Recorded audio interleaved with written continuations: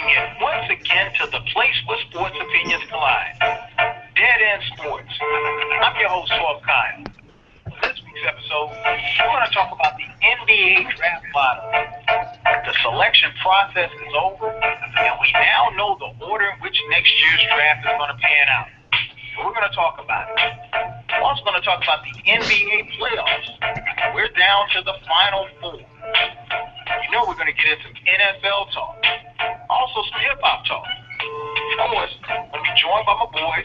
You know my partners from Dead End Hip Hop, B, Ken, and People. So pass the word. Dead End Sports. It's about to go down. Let's go.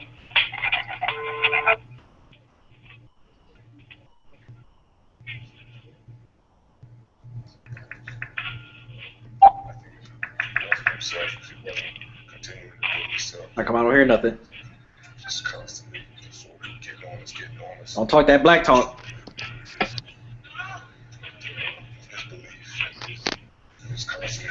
Okay, you just email this. Thank you for tuning in once again. It is Tuesday night, 9 p.m. Eastern Standard Time. That could only mean one thing. It's time for the most innovative, interactive show here on Blog Talk Radio. Thank you for tuning in once again. I am your host, Tom Kyle, and this is Dead End Sports, the place where sports opinions collide. Phone number, call in area code 646-478-0356. Again, 646-478-0356. This is an interactive show. We ask that you not just listen to the show, be a part of the show, participate in tonight's discussion. A couple ways you can do that. You log into the chat room. The chat room is always open and interactive. Just create a profile for yourself and participate in tonight's show. You can also hit us up if you're on Facebook, facebook.com/DNSports. Like our page, become a fan of the page, keep up with show updates and things of that nature as well. Check out our website, DNSports.com. All of the fresh entertainment ideas right there on our website, so check that out on a daily basis. Also, if you're on Twitter, check us out at Dead End Sports. Follow us at Dead End Sports. You can also follow us individually on Dead End Sports. Excuse me, on Twitter. Follow B at BEEY030. You can follow FIFA at FEEFO247. You can follow Ken at KBINGE. And you can follow me, 12-KYLE.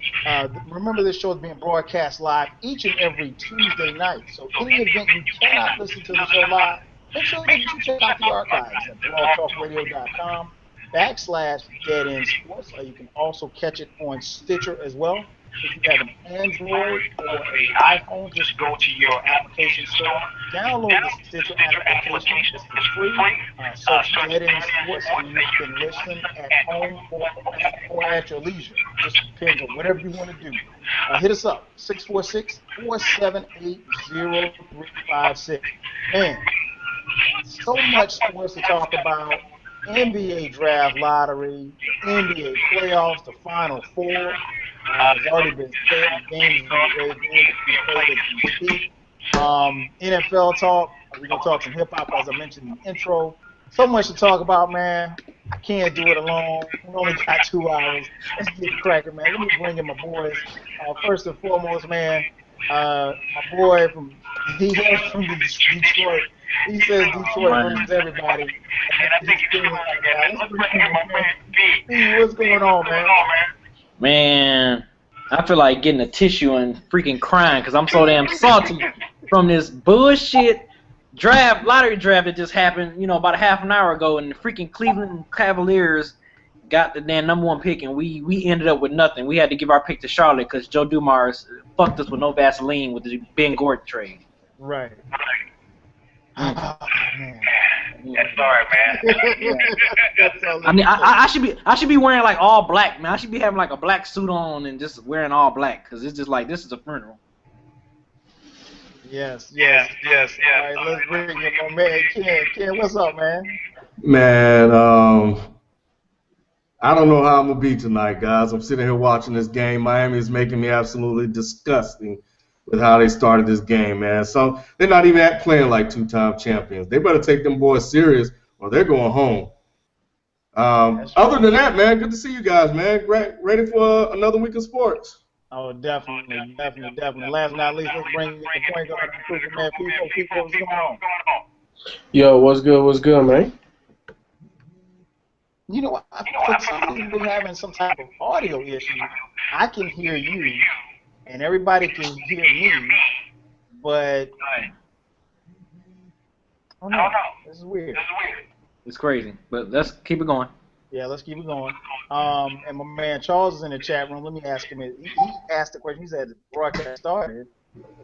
All right, say something, Ken. Yo, what up? See, I can hear. That's weird. Are we unmuted, right? Yeah, I unmuted you. Give me 1 second here, because see now I can't even hear the music, and I know. Yeah, I can't hear the music either. Well, I stopped the music. Well, I'm sorry, that song stopped playing, I should say. Okay. Having a little technical difficulties. Bear with us 1 second. Phone number to call in 646-478-0356. All right, let me reload, because it looks like it's an issue with. It looks like it's a Blog Talk Radio issue, and it's not anything on our end. Let's go. Uh-oh. Well, you know what, Kyle? They can still hear us on Google Plus, man. So that's what's up, man. Yeah. I mean, we're still live on Google Plus. All right, I'm gonna put you back on. Blog Talk Radio, which is weird. It's crazy. All right. Anyway, so we're gonna keep talking. We're gonna keep going. I'm gonna try to fight through this here. Whatever technical. I think I can. Everybody says they can only hear me. I'm getting text messages. Nevertheless, like I said, the NBA draft lottery has been said. If you have been hiding under a rock, the #1 pick for the second straight year goes to the Cleveland Cavaliers. Man, let's start right there, B. Man, let's start with B first. Man, what's your take on that? Man, I think Dan Gilbert is paying somebody, man. This is, but you know what though? And I said this is their third time in 4 years, after post LeBron, that they had the #1 pick. And look where this team is at. I mean, you would think after all these #1 picks, you would think at some point you would see some increasing in that record, some progression, positive progression with the Cleveland Cavaliers organization, and they still like rock bottom in the Eastern Conference. So it's like, at the same time, I'm laughing at them because it's like, haha, well, y'all got the #1 pick. I'm salty, but y'all still whack as hell. You know what I'm saying? It's like, let us get those damn #1, #2 picks. But yeah, this is setup, man. 1.7% chance of them getting #1, and they got the #1 pick again. Dan Gilbert's paying somebody. Someone's getting paid under the table, tax free, by Dan. I really think so. Something is fishy going on. It's fishy. Tell us how you really feel. Right. That's how I really feel. And people, man, what's your take on it, man? For the second straight year, man, the Cavaliers have a #1 pick. Kind of like B. I don't really know what the hell's happening. I don't know who the hell Dan Gilbert is paying, but ever since LeBron has left, you had 3 #1 picks. That's pretty. For losing LeBron, that's pretty damn good right there to rebuild the team. Unfortunately, they really haven't capitalized on all of those picks. But I think this is the one that kind of brings LeBron back home. With Kyrie, some other young assets there. You could move for a couple wily veterans possibly or something like that. Cleveland. They ever since LeBron has touched down, man, they, something there has always been positive. So, it's kind of interesting. But I don't know how that happens. So all of these first round picks, it's kind of crazy.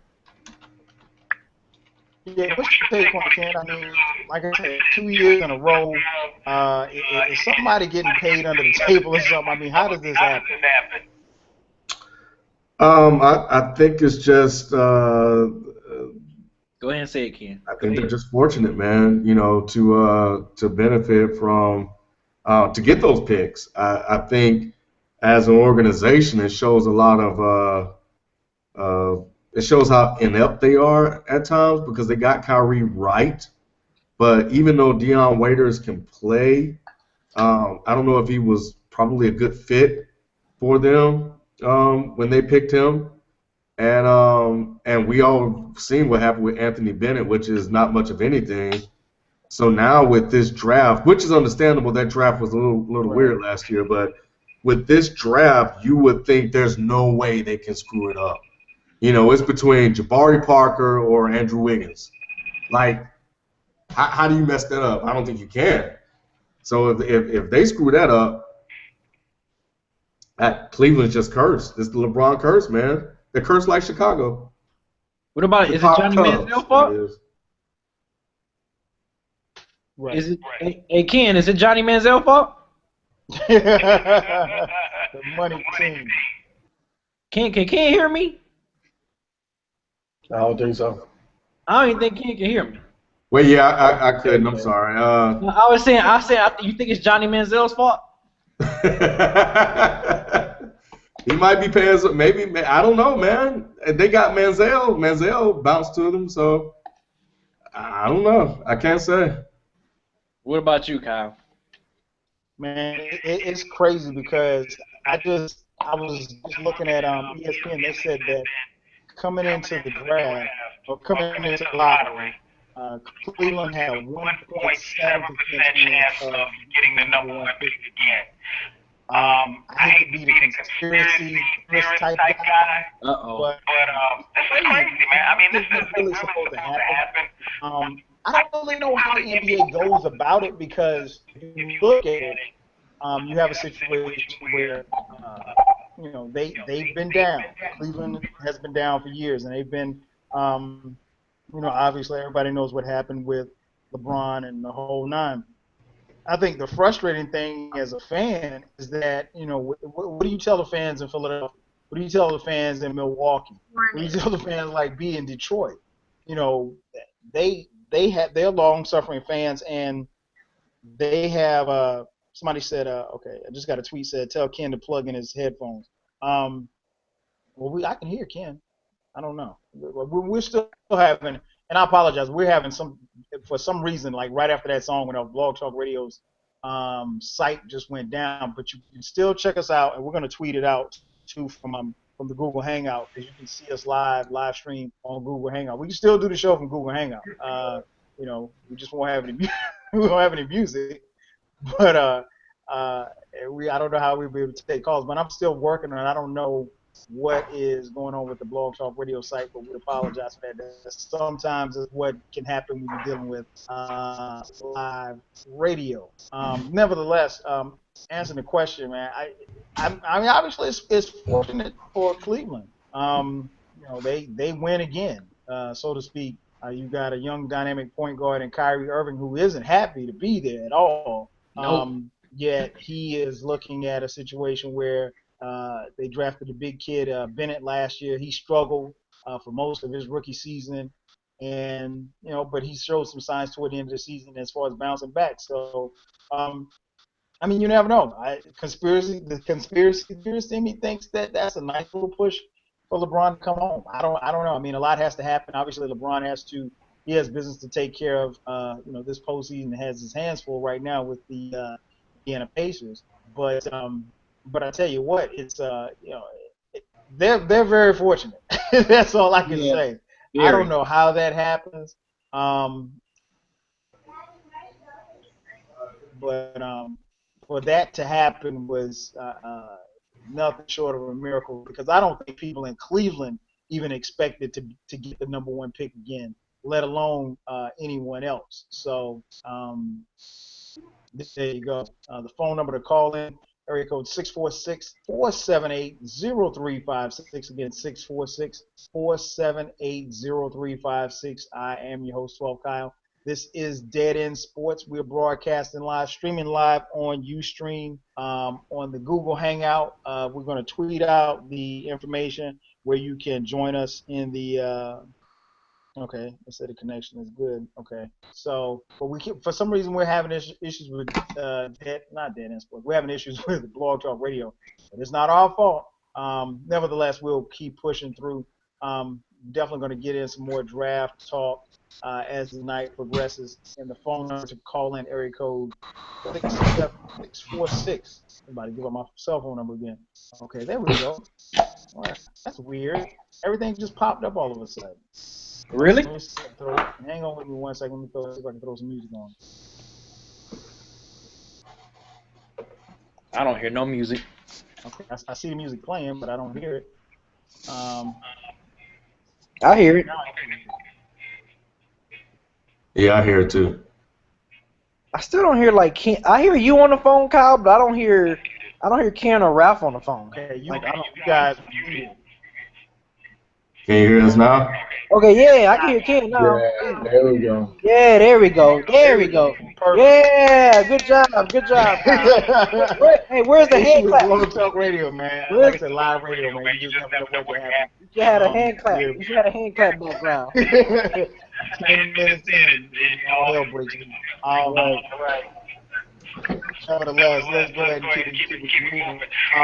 As far as the NBA playoffs, man, like I said, the playoffs are already underway. Right now, Miami and Indiana are battling. Let's start right there, man. Miami, we got to give our predictions. Miami versus Indiana. Who wins and how many games it goes? I'll start first with you, Fico. How many games do you think is going to go and who you think to win?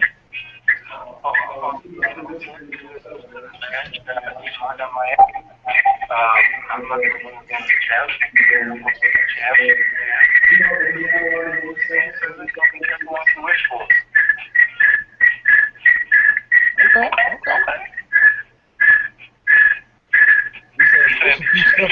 What is that noise? Okay. What about you, Ken? How many games do you think this is going, man? Oh man. You know what? Oh God. This is difficult for me, man, because Indiana looks really, really focused and locked in on beating Miami, and Miami so far has failed to meet that challenge. I think they're into the game now. It's tied, so it's a little bit more competitive. But much like FIFA, man, I've been saying it all year, and I'm gonna say it again, man. I'm gonna stick with what I said, man. No need in backing out now. So Miami will win, and I think they will win it in 6. I think they'll win it in Miami, Game 6. So okay. Miami in 6. All right, B, what's your take on it, man? Man, I'm sticking with my guns. I said at the very beginning of the year when we first said, who you got coming out the West? I said Golden State. Who you got coming out the East? I was like, Indiana. I still got Indiana. I'm going to stick with it. Even though I was from late March, and Ken can attest to this, late March to the beginning of the playoffs, I was like, man, I don't know, I'm going to root for Indiana no more. They look suspect as hell. I don't think I'm going to root for them. And Ken was like, I told you, they not ready.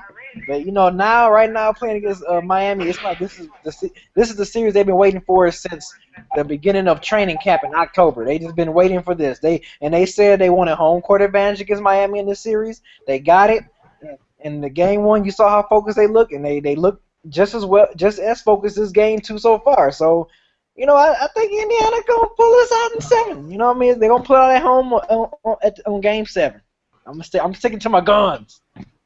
Man, you know what though, B? I think the thing is, I think Indiana learned a lot, and them managing to survive those first 2 rounds, I think it allowed them to grow up and face adversity on levels they really hadn't faced. Well, they faced it before, but they managed to overcome them.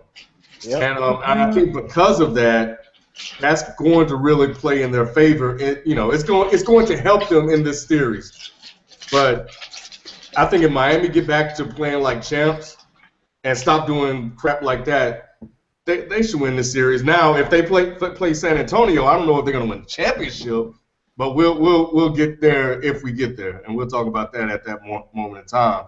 Because San Antonio, man. Anyway, we'll talk about them later. But yeah, I think Indiana was able to grow up, man, and we'll see. We'll see how it works out for them.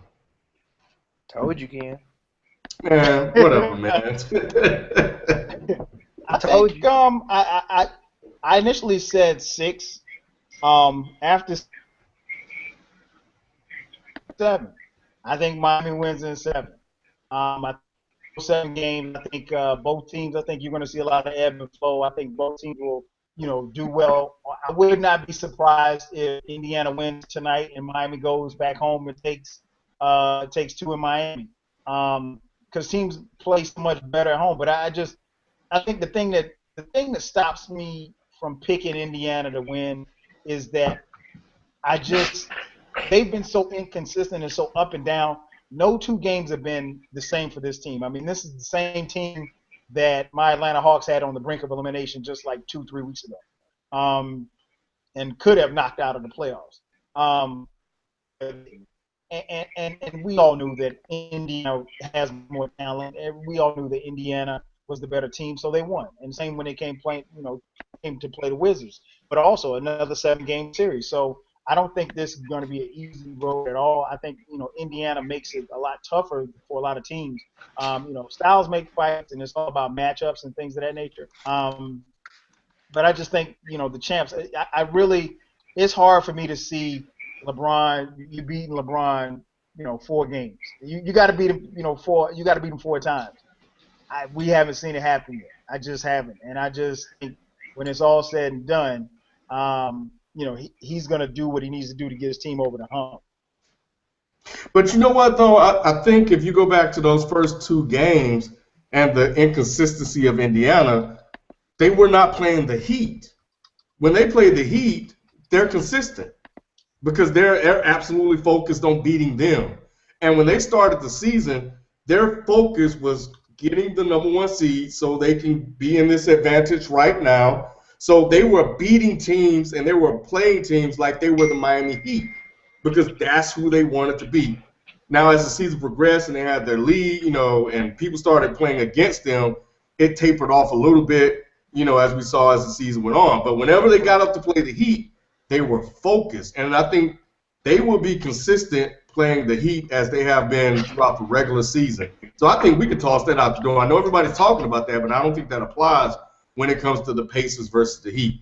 They absolutely hate this team. And it's just like B was saying earlier, this is their version of Boston, and this is the bad boys and how they had to get over the hump. This is their hump. This is the LeBron James and Dwayne Wade hump that they had to face. So, you got to go through that to win a championship. And, if they win, I mean, credit to them for doing it. They didn't run from a challenge, So why do you think that they have used the first 2 rounds to kind of play down to the level of competition? Because Atlanta had a losing record and they didn't take them serious. And I think matchups, because Atlanta still had them in Game 6. They didn't know how to close. So I think that experience worked to their advantage. Same thing with the Wizards. The Wizards, they had a lot of games too. They shot bad in 1 game, but the other games, they had those games.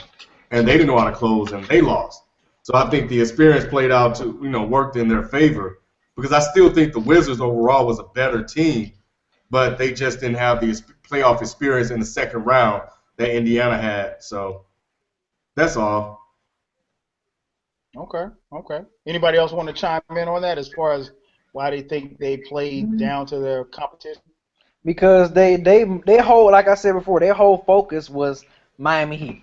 It was like Miami Heat, Miami Heat, Miami Heat. They had like a tunnel vision of Miami Heat, and I think they was thinking past their opponents at the time. Atlanta Hawks and the Wizards. I think they was just looking past them and was like, you know what, Miami already advanced. They in the Eastern Conference Finals. We gonna focus on them. So I think it was really they just had a tunnel vision on this series and this series alone. They was ready and they couldn't wait to play Miami Heat. So I think they were just looking past their opponents. Coming from someone that played ball before, I've done that before, and I'm like, okay, yeah, I really want to play this team, but we playing this squad first. But I'm not like giving it my, I may be giving it like 80%, but I'm not giving it my 100%. So I think that's what probably happened in Indiana, and especially in the Atlanta Hawks situation. No, let's be honest. Indiana has been on a downward spiral during the end of the regular season. So this wasn't brand new. This, what happened to them in the first 2 rounds wasn't brand new. I think we all kind of expected it the way that they came into the playoffs. I think that they're now starting to find their stride, and a little bit of their confidence, especially Roy Hibbert. So I think that's really been the change. It almost seems as Roy Hibbert goes, this Pacer team goes, mainly because David West, let's be honest, he's the most consistent guy on this squad. And then, from there, we don't know what Paul George we're getting as of late, which Lance Stevenson we're getting as of late.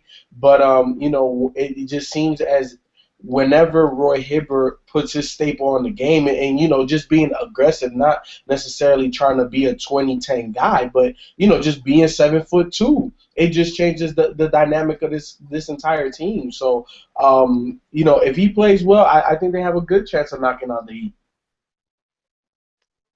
Yeah, I guess the thing is that he has been the model of inconsistency throughout this whole playoffs. I mean, like you said, 7'2", but that first round, I mean, he looked like he was 5'2". He was just terrible. And but to his credit, he stuck with it. He's got his confidence back, obviously, and then he's also playing in a situation where he's not playing against someone who is pulling him outside, because the Hawks big men, they pulled him outside and they made him come out of the paint. So Teague was able to take whomever off the dribble, and then they had to play it honest, and they could get to the rim at any point in time. Unless Bosh plays the 5 and is able to hit that outside shot. Bosh couldn't make a shot the other day, and so Hibbert had no reason to step outside the paint. They try to bring you down as Haslam in. The same. He missed a couple of shots, and they never really got them going either. That's what's going to be the key to get Hibbert out of the paint. If Miami is to try to remove him. If not, they've got to try to attack the basket. But Hibbert, if you're 7 feet, you got to play 7 feet.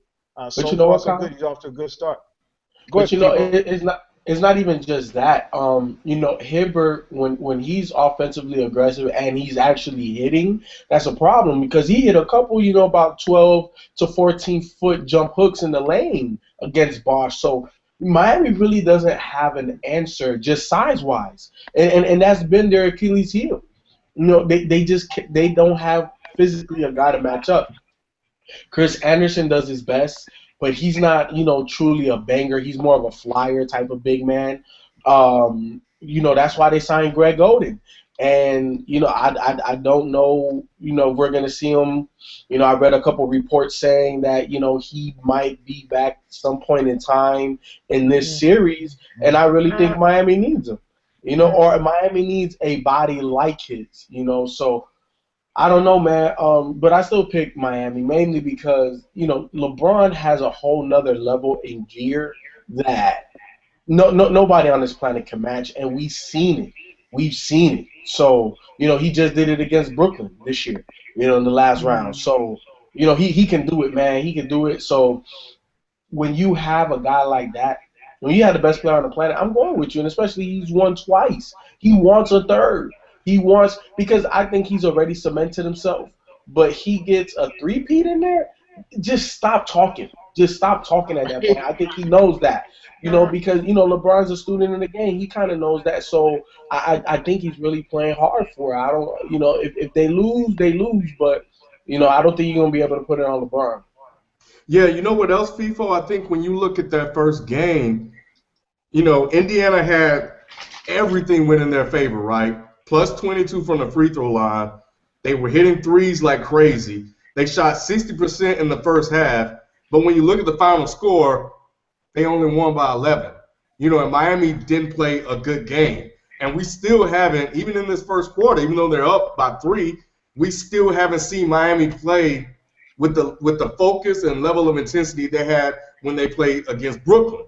It seemed like they got up to play Brooklyn every single game, but they still don't respect the Pacers. And I think they really have to give these guys some level of respect if they want to advance, because they're coming for their neck, and they got to treat it as such. So they got to get back to playing like they're playing against Brooklyn, man, or they will be going home. I feel you. And how's that foul on Chalmers? I feel you. The phone number to call in, area code 646-478-0356. Apparently, whatever issues we had with Blog Talk Radio earlier are now gone. The phone lines are now open. Hit us up, 646-478-0356. Press the number 1 to speak to us. We are also streaming live on Google Chat, Google Hangout. So hit us up, 646-478-0356. Conversely, the other side, the West Coast, we got the Western Conference. We've got San Antonio versus OKC. Of course, OKC went down to San Antonio in the first game. So they're looking to bounce back tomorrow night in San Antonio. So start right there, B. Who do you think is going to win this series, and in how many games? Ooh, man. Right now, Spurs are looking freaking unstoppable. It's about, and it's amazing how, you people take, Ibaka for granted, but when you missing your best low post defensive guy in the paint, it takes away a lot. And the way San Antonio played last night, and I know it's game one is one game, but I say Spurs in 5 at the way they look, and Spurs looking Spurs looking unstoppable right now. It's like, damn. So yeah, I'm gonna say Spurs in 5, man. I mean, I think it's only so much Durant and Westbrook can do when your other starting lineup and your other bench. I think Nick Collison and Perkins had 0 points the whole second half. Like, with Baca out, and granted, Perkins is not a scoring first type of guy. Right. So is Collison, but somebody else got to step up. You know what I'm saying? And it's like, if and I don't think it's going to continue to happen. Somebody else got to step up at some point and make the adjustments. But Spurs just they clicking on all cylinders right now. It's like nothing is stopping them. They look focused. They look like Game 6 last year in the finals pissed them the fuck off, and now they are just going off. Ever since the second round, they look unstoppable. I mean, literally unstoppable. Definitely, man. I don't think you can ever base a series off of one game, man. It's been, the way they've been playing, man, it's just been phenomenal. The way that they jumped out on them, and you got to give OKC credit, man, because OKC could have folded the tent early in that game, and they fought back, and they kept fighting, and they kept fighting and kept fighting. So I think a lot of credit needs to be given to them as well. Personally, I picked OKC, man. I'm gonna stick with my pick, man. OKC in 7, man. OKC in 7. I think the MVP and sidekick Russell Westbrook. I think they'll get it done. How they're gonna get it done, I don't know. This is a chance. Hey, this is Durant's chance to show us why he the MVP this season. So if you really want to solidify your MVP season, this is the time for you to step up and win this series. Oh, no doubt. This is it, because this is where your name and your legacy will be made, and people will remember this forever. Obviously you're independent, and like you said, Ibaka's not a guy that's going to score a lot of points.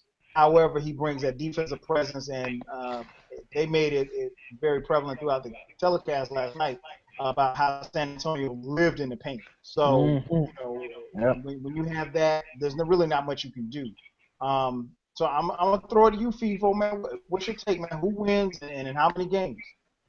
I had OKC before the Ibaka injury, so okay. I don't know, man. Ibaka definitely changes a lot, and you've seen that. San Antonio scored over 60 points in the paint last night. That's tough. So it's real hard for me to evaluate it, mainly because when they go small, KD has the length to play, but he just doesn't have the feel, and you saw it because all Tim Duncan was doing was just pump faking them, and Durant just looked like he was in no man's land, and he's just not comfortable defensively, guarding the basket like that. So if they're gonna play small, which I think they're kind of forced, I think San Antonio has an advantage. But, OKC did close the gap when they went big, so maybe that's the key. But at the end of the day, Ibaka is your third guy. You traded away Harden. Ibaka is primarily your number 3 man. And KD said it. There's no way that one person is going to replace those 15 points and 8 rebounds that he averages. Is going to be a team collective, and with Perkins and Perry Jones and Jeremy Lamb and everybody else that's going to get minutes in this series, it doesn't always have to be the same third guy, but a third guy has to come and play. Whether it be Reggie Jackson, whoever, they're going to need a third guy performance every game that they win because they're not going to be able to beat them just Westbrook and Durant. San Antonio is that much better now. You know what I'm saying? They have a lot more firepower, more than Durant and Westbrook can handle on them by themselves, I think. That's true. That's a great point. That's a great point. There's going to have to be a third scorer from somewhere. They don't know where it's going to come from, but it's got to come from somebody at some point in time. What about you, Ken? What's your take on it, man? Who wins this series and in how many games? I'm calling for the sweep, Kyle. Oh, now you want to call it a sweep. San Antonio are playing like a team possessed. Yep. I don't know how they do it. Everybody seems to be able to hit shots. They pass the ball. The ball movement is just amazing. You don't know who's going to hit a shot. Right. But without Ibaka, it becomes really, really tough. And, much like the three of you already said, it's tough to replace not only the points and the rebounds, but the blocks. And Steven Adams as a rookie can only do so much. And we saw what happened with Kevin Durant and Westbrook as the game went on. They just ran out of gas. Durant still had a pretty good game, but they need their pieces, man. And it's really unfortunate that this happened to OKC. Last year was Westbrook. This year is Ibaka. But without all of their horses, man, you need to be fully healthy to beat San Antonio. You got to be playing your A+ game to beat San Antonio. And clearly, the way OKC has kind of went through the whole playoffs, they haven't been doing that. And now they don't have Ibaka. The sheer talent of Durant and Westbrook just won't be enough. 4 or 5, maybe they win one in OKC, but it's not going to be a long series. Yeah, it's not going to be long, man. Wow. You heard it here first.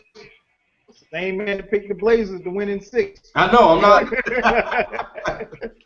I'm not going against the Spurs anymore. I don't know if FIFO remember it, but man, back before everybody started messing with the Spurs, I used to always, say the Spurs this, Spurs that. They're gonna beat the Lakers here and there, and it never happened. But nah, man, I learned my lesson. So, nah. No doubt. The phone number to call in, area code 646-478-0356. Again, 646-47. My man T.I. in the chat room said, you're going to eat your words again.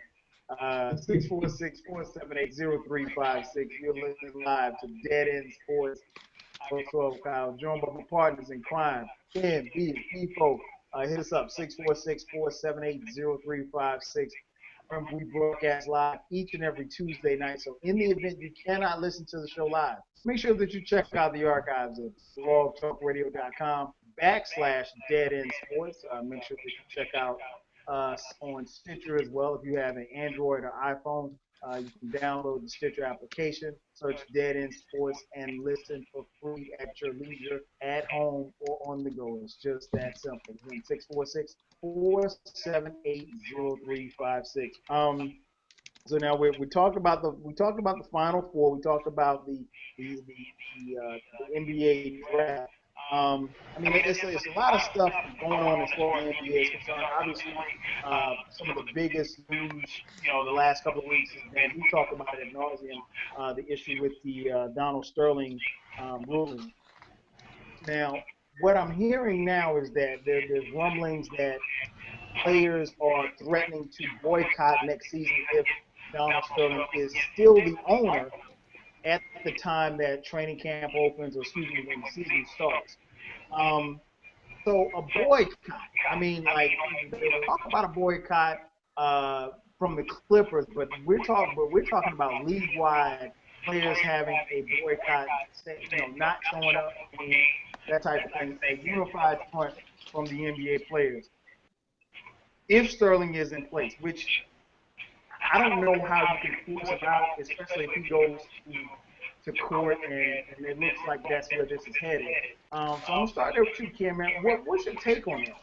Do you think that the players will do that, and do you think Sterling will still be in place by the time the season starts? Sterling is a very smart businessman with a lot of money that can pay very smart people a lot of money to protect what he owns. What I mean by that is that I've heard that he can have his wife file for divorce, which would lock up everything. If that happens, Yep. because of the assets and properties the assets that he owns, they wouldn't be able to force him to sell until that divorce is settled, which they can drag out for years, right? If he makes that play, which it wouldn't surprise me now that they set a date that if he did, he'll still be the owner. He'll still be the owner. So now what does the league do? Because we don't know how long that can last. So while I'm all for a boycott, I think it depends on what happens on June 3rd if it gets that far. So if they don't file for the divorce and it's just a regular voting, and he's not out, yeah, I can see them boycotting, but then what do you do then? You know what I'm saying? How do you get him out of the league? That was stupid. I'm sorry. That was dumb as hell. Play ball, man. What are y'all guys doing? Anyway, that was dumb as hell, man. Make the simple play. Play basketball. Anyway, but yeah, what do you do, man? I'm all for the boycott, man. I like to see, them make a stand somehow. But, if they don't vote him out, what the hell do you do? Yeah, and and if you know what, I know what happens. I think they'll have to vote him out then because they're not making any money. Money talks.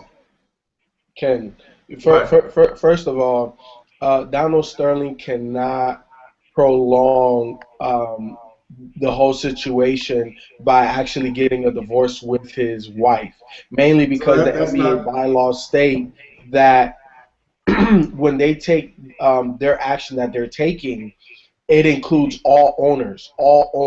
So, there's not many franchises left that are just solely owned by one guy. So, okay. All right. So cool. what that means is when they start to dissolve this team, Shelly Sterling is also part owner, so therefore you're gone as well. So that takes care of that. Also, they can force him out, and here's the reason why Donald Sterling is going to lose is because he clearly went against one of the bylaws in the constitution of the NBA. Now, the NBA, because they are a private league, they are not owned by the public. You see what I'm saying? This is not a federal government, a federal entity. So, therefore, Sterling can't take them to court. There is a process in place by the NBA, and that process is going to take place. Now, it might be slightly prolonged, but at the end of the day, it's going to happen. It's going to happen because it's the NBA, and these are the laws that they wrote in place just in case of something like this did happen. And, there's a lot of, gray area, but at the end of the day, this is the NBA, and it's a private league, and they're going to do what's best they're going to protect their brand. And this is not good for the brand. So he's going to be going ASAP. There it is. People bringing it home. Yeah, because I was going to say, because Because if the league vote him off, then I mean, it's nothing he can't fight, right? If the majority of the owners vote him off, like if it's unanimously, like if every single owner votes him off, then there's nothing he can fight, right? No, not really. Yeah, that's what I'm saying. So I think all that divorce stuff, that ain't gonna matter if the majority of owners, all what 29 of them, vote him off. You know what I'm saying? So it's gonna be this is gonna be interesting, man. I'm interested how this gonna plan out, especially by with some of the star players, plan to boycott next season if Donald Sterling is still, the owner of the Clippers. So we gonna see if the commissioner gonna jump the gun on this really quick, because you don't want to see this drag out. Definitely, definitely. And you know what? One thing that stood out to me was I think one of the first people that they asked was Blake Griffin. I'm not sure of his contract status. If I'm not mistaken, Blake Griffin is still locked in through next year. But they asked him, I guess, right after they were eliminated, what his thoughts was as far as whether or not he planned to come back or what have you. And he said he hadn't gotten that far in his thought process, but you could clearly see that he was not happy about what had happened or anything like that.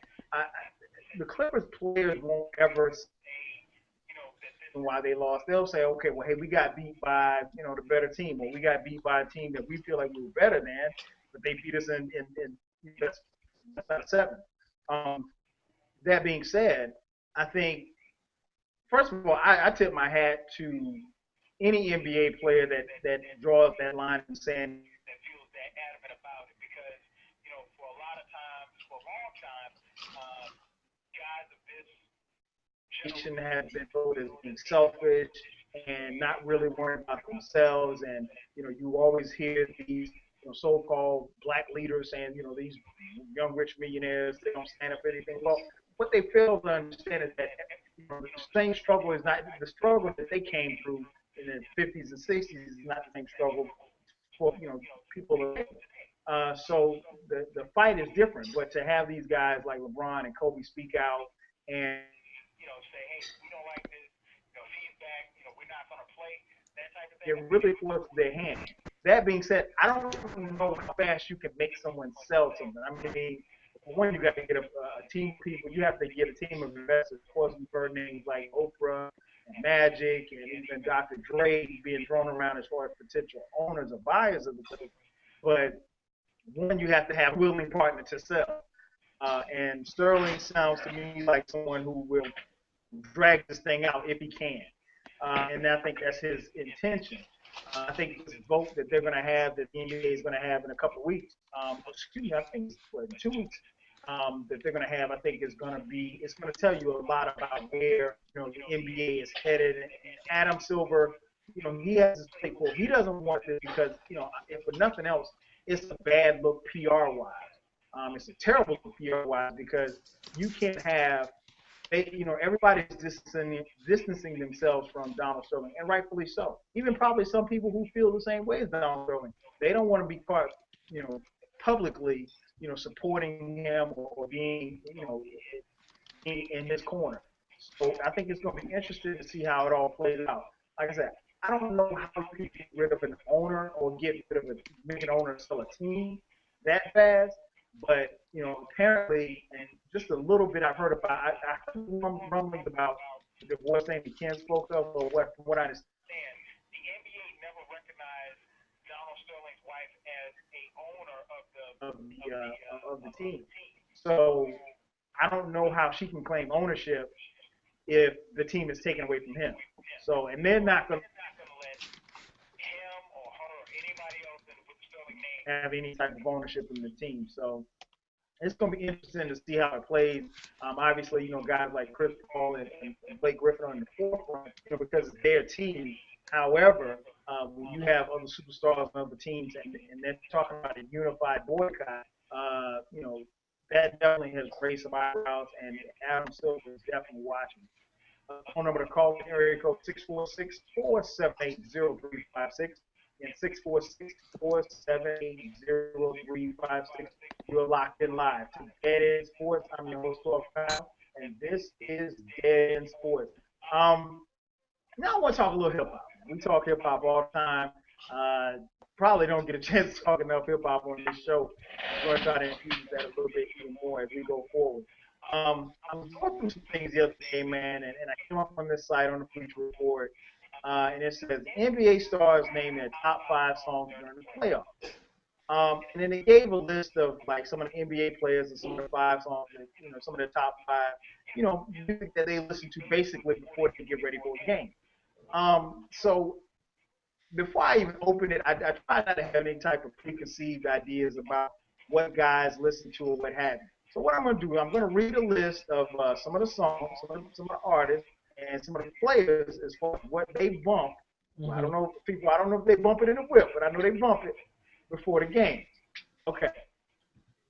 Start first with now some of these players aren't playing anymore, so but here we go. Jamal Crawford from the LA Clippers. This is his top 5 pregame. Heaven's Afternoon by Wale. Schoolboy Q, Man of the Year. Kendrick Lamar, Just Don't Kill My Vibe remix with Jay-Z. Happy by Pharrell. And Biggie, Sky's the Limit. DeAndre Jordan. Work remix by A$AP Ferg. We Made It by Drake. Hit 'Em Up by Tupac. We Them Boys by Wiz Khalifa. And Big Baby Gonna Turn It Up by Glenn Davis. Never heard that one before.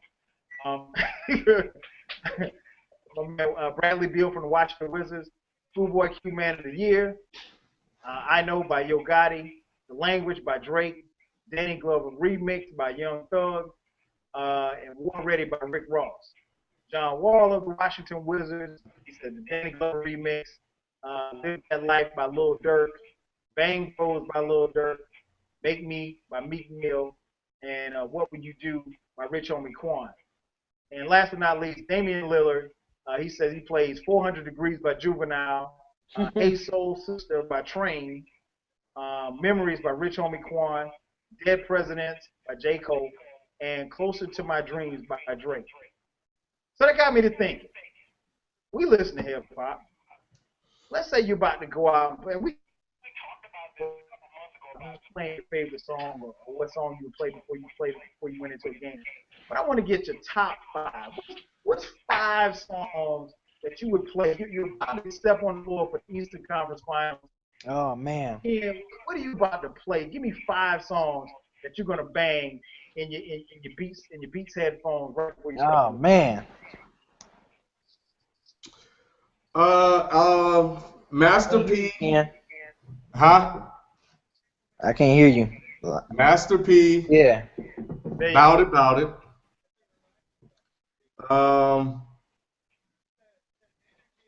Damn, I had these earlier. Shit, I should have wrote them down.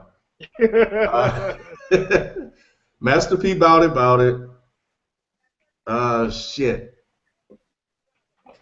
Hey man, let me rethink about this. Damn, fuck, man. All right, I got my 5. Okay, go ahead. No Limit Soldiers, Master P. Actually, 2 Master P songs. No Limit Soldiers, Make 'Em Say That it's something about those beats that just get me hype going crazy. Victory.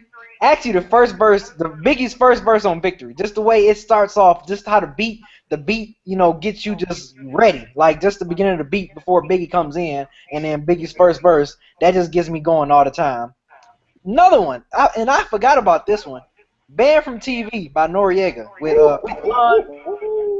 that was another one. Yes. That was another one I used to go nuts off of. Swiss Beats, that beat was like bananas. I used to go crazy off that one.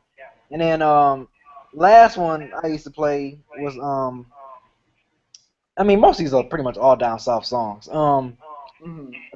3 6 Mafia, Elbow a Nigga. That used to look. It used to give me hype. It used to give me hype. I mean, not Elbow a Nigga. I'm sorry, not Elbow a Nigga. Weak Ass Bitch. That one. Okay. That one used to give me so hype. That used to give me hype. So yeah, that's 5 songs. I said that's 5 songs, right? Yeah, 2 Master P. Yeah, that's fine. Yeah, Biggie, and then NRE Banned from TV. So that's my playlist right there. That just gets me going crazy. I can play that shit now. I can play those 5 songs now before a basketball game right now, today. and I go crazy. Even though all those songs in the '90s, I can play that today and still get hyped. Okay, okay. What about you, people, man? Your five is gonna either bang in the whip or bang in your head right before you hit the floor. You already know. You already know. Oh man, like all right. So one of them, no particular order, no particular order. Jay-Z public service announcement. Okay. Definitely that man. That's one of my.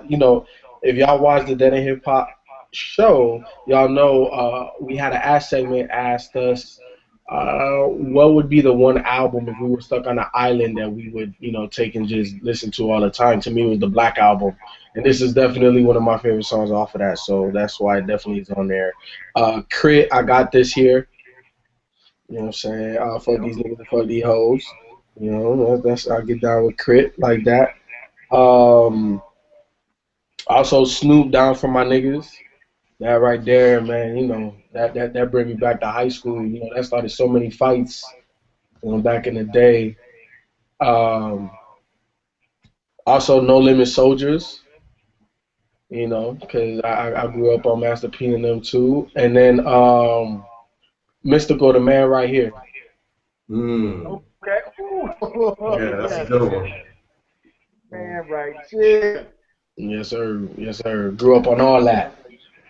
Let me read back a couple from the chat with my man Charles in chat room. He said one Public Enemy Black Steel in the Hour of Chaos, Wu Tang Burning Ruckus.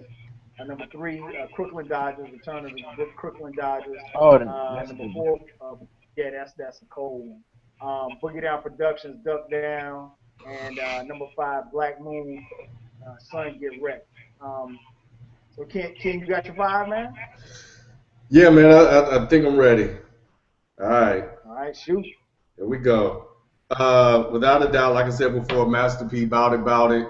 I mean, I think that's a given. Um, Mr. Motherfucking Esquire, illest nigga breathing. If you haven't heard that one, I highly recommend you check it out.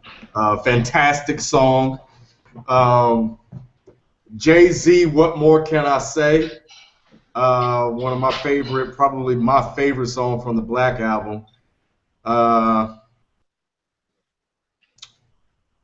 I'll go with Down for My Niggas too. Really, really hype crunk song that you just really get amped about. I remember just the club days, man, and that song just fires you up. And then the last one, man, is LL Cool J, I'm Bad. I'm gonna go with I'm Bad Okay.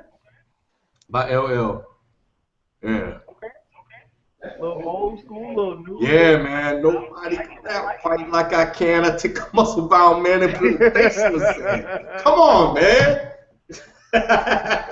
Yeah, about to spit hot fire. Um, Man, for me, in no particular order, uh, the first one I played it at nauseum when I was in school. I actually used to play it before game.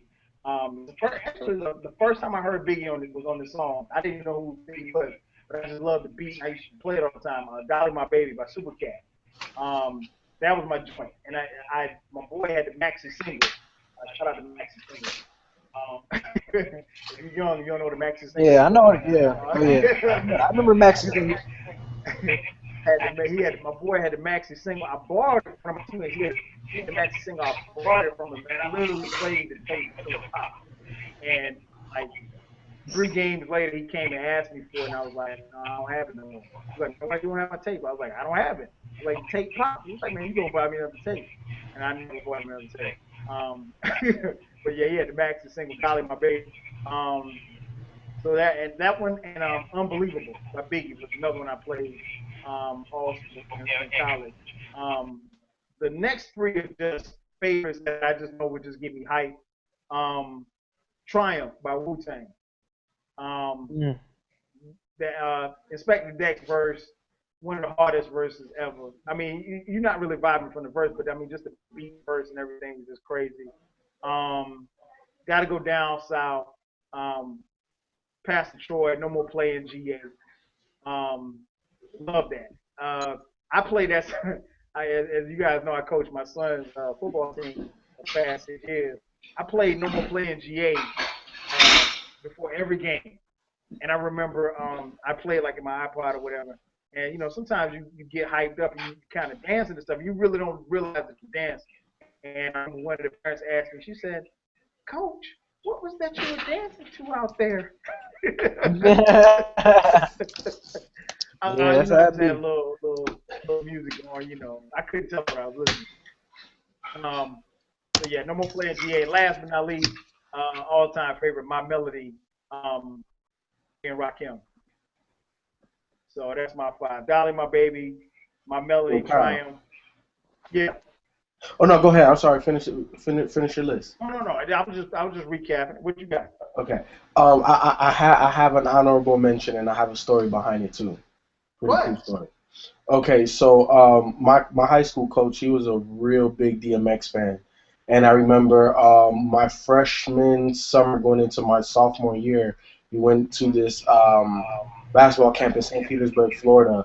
We wound up winning the championship, and on the whole ride home, all he played was "No Love for Me" by DMX on "Blood of My Blood, Flesh of My Flesh" album, and that became like my anthem for like about a year or two, just because we won the championship. I'm hugging the MVP trophy. I'm hugging the championship trophy on the way home, and I'm like, yo, this is like a little piece of heaven right here. So that song definitely brings me back.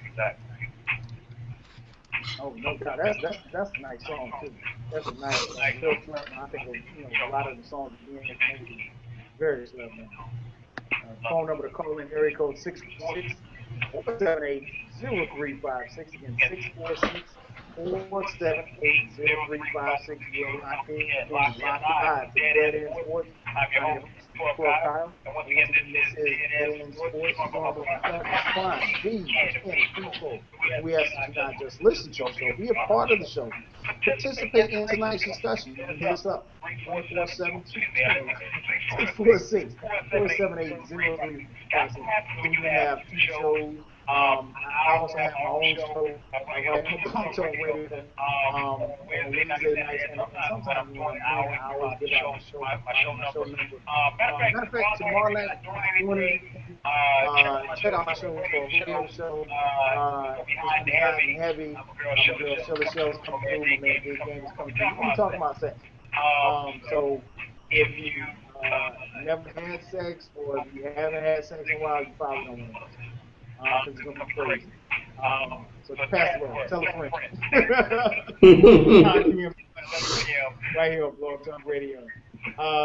So the next question I have for you guys, we just heard yesterday, or the day before yesterday, a rule come down in the NFL. Defensive end from the Indianapolis Colts, All-Pro Robert Mathis, he was suspended for positive test for drugs. Now, come to find out that the drug that he was called COVID, and it's a fertility drug. Mathis is going to be serving a 4-game suspension. Obviously, he is one of the best defensive ends in the league. He's losing a lot of money. But it's a fertility drug. Now, his explanation to the media and to the fans, he didn't say that he didn't do it. He said he used the drug.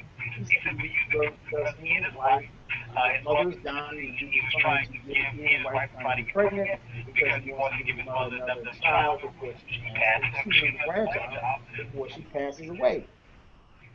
That being said, NFL suspends a player for trying to get his wife pregnant by using a fertility drug. That's on the banned substance list. B4, what's your take on this, man? My take on it is, Robert Mathis himself said that he knew, he knew when he took it. So if you knew that you were going to take that, then maybe you should have told the front office or, informed the league that, I'm trying to have a baby. So, what's up? I need to take this. So, You know, I think maybe if he would have handled it that way, I'd feel a little bit more, you know, compassionate about it. If like they told him no and he still did it, then you know I feel him. But you know, he just kind of did it. He didn't let nobody know. He knew that it was going to be against the rule, and you know, he's not surprised. So it is what it is. You know, I I don't feel any type of way about it. Because I don't think that Mathis put them in a situation for the NFL to be compassionate towards them. You know what I'm saying? Okay. So I'm cool. What about you, B? What's your take on it, man? Like I said, Robert Mathis, All Pro. He's been there. He's the face of the franchise. Um, right now, he's looking at a 4-game suspension pending an appeal, which I don't think he's going to appeal. Um, what, No, I don't what's think he your will. take on it? Yeah, I mean, I I think the call was right. I mean, there's a policy in place, and the player should be responsible to check out what what he takes, he or she, or I mean, the football player takes. So I think the 4-game suspension, I think that's fair for the most part. I agree. I agree with that with the suspension. I mean, it's he ain't supposed to take that. I mean, it's clear cut. I pretty much agree with what people was saying. Like, it's just, you responsible for that. If you wanted to take that, you should have went to the front office or went to whoever you need to go to, the doctors or somebody to say, hey, look, I want to take this because I want to get another baby for my wife. So, bam, there it is. But yeah, there's a policy in place, man. Like I said, players, they're responsible. So he should have took the responsibility and took the proper steps to do that. Maybe he wouldn't be facing this 4-game suspension if he'd have took the proper steps. But if the policy's there, and if that's the rule, and you can't really pitch a fit when he get the 4-game suspension. What's your take on it, Ken? You know what, man? The league needs to be a little bit more sensitive to the man's needs. The man's trying to have a kid, and unless they suspect some type of intent by him to circumvent the system, the drug policy system, then yeah, I can see them suspending him. But if I'm Robert Mathis, I am coming forward with some papers from the doctor, which it doesn't sound like he did, and produce evidence that this is what I'm taking it for. And I think just like FIFO said, that he should have been a little bit proactive, like FIFO was saying. He should have been proactive and said, look, I know this is on the list, but this is what I'm trying to do. This is not what and I'm not trying to do this. And I think if you could have did that, then the league would have been a little bit more lenient towards him, or would have provided some alternatives, possibly, that they may know of, or ask the doctor to provide something else that they may know of. But it doesn't sound like he did that. It sounded like he thought that he could take it and be okay. And he's owning up to the punishment. He's going to accept it. But if I'm him, nah, man, I'm producing some prescriptions. You're not suspending me for 4 games. No, he did have a prescription. The doctor prescribed it for him, and he actually got the doctor's approval to take it, and it came up on the bad substance. So so he knew all of these things prior to. So that's what I'm saying. If you know that it was going to trigger a positive result, and you were doing it for XYZ, then you should have put the league in a place so that they can show compassion. Because right now you just violated a policy, and you knew you were.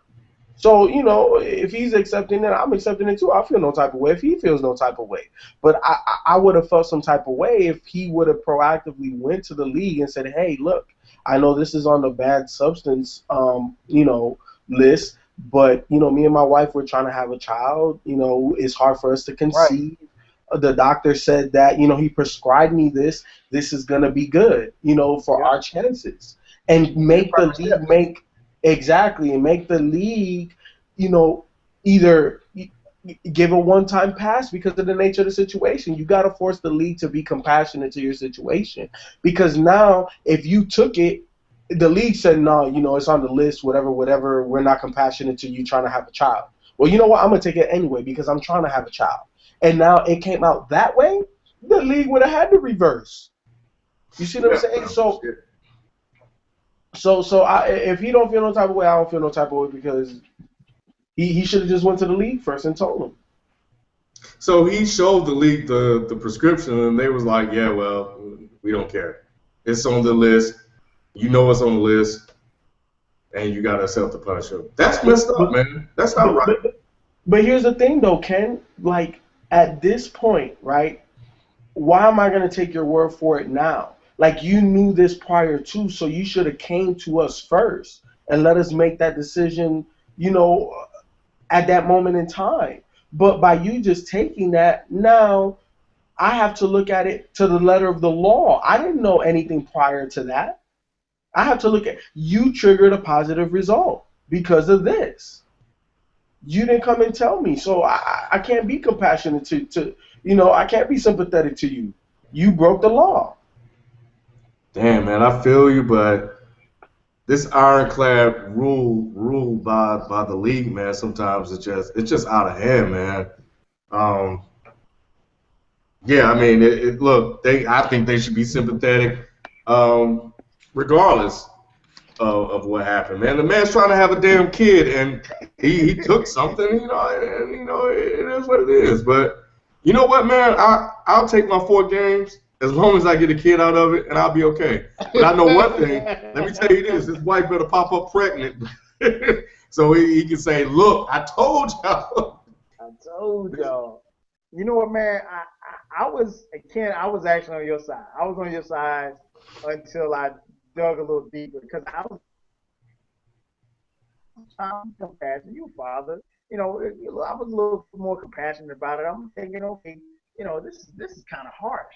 I did a little research, and the drug that was used, called Clomid, is also used as a masking agent.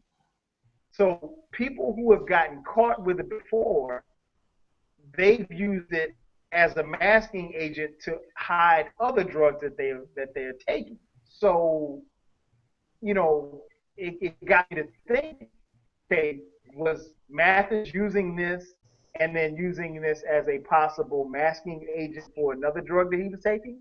And then when he got caught, he was like, oh, I was trying to get my wife pregnant, or was this really, really happening? I feel if the story that he's telling is true, that his mother was passed, his mother's dying, and he wanted to give her a grandchild, I'm very sympathetic to that. However, it's like FIFO said, the NFL has a list. Every team has it. From what I understand, players have they have an application that they can download on their phone, and they can go to the app and pull up any list, any medication prescribed by the FDA, and they can tell. That being said, it wouldn't have been no problem for Robert Mathis to say, well, hey, me and my wife we trying to get pregnant, I'm shooting blanks, I ain't skating right, whatever you want to say. So, and it's not happening, and I'm sorry, I don't have any information there. I don't know if Mathis has any kids right now or not. Not that necessarily really matters to the NFL, but he should have taken the extra step to say, hey, this is what I'm trying to do. My doctor said this right here would work.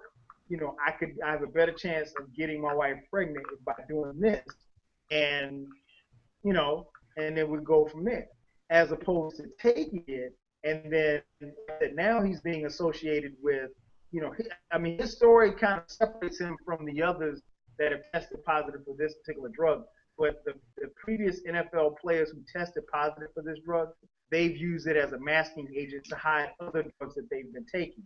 So, while he has a very legitimate excuse, if that's his excuse, it falls on deaf ears for the NFL, because the NFL is going to say, hey, you know what you're putting in your body. You know who you're supposed to contact. You're supposed to contact us, not the other way around. So as much as I like Robert Mathis, as much as I think that he is a phenomenal player, and I hate to see him have to, he's got to sit those 4 games out, and hopefully he did knock the result late. Hopefully he's not shooting blanks anymore. But I don't think that you just. I think with all of the information that they have available, the NFL, as much as their drug policy has been beaten up over the years, I think that they can't afford to, or it's going to fall on deaf ears if someone says, "Oh,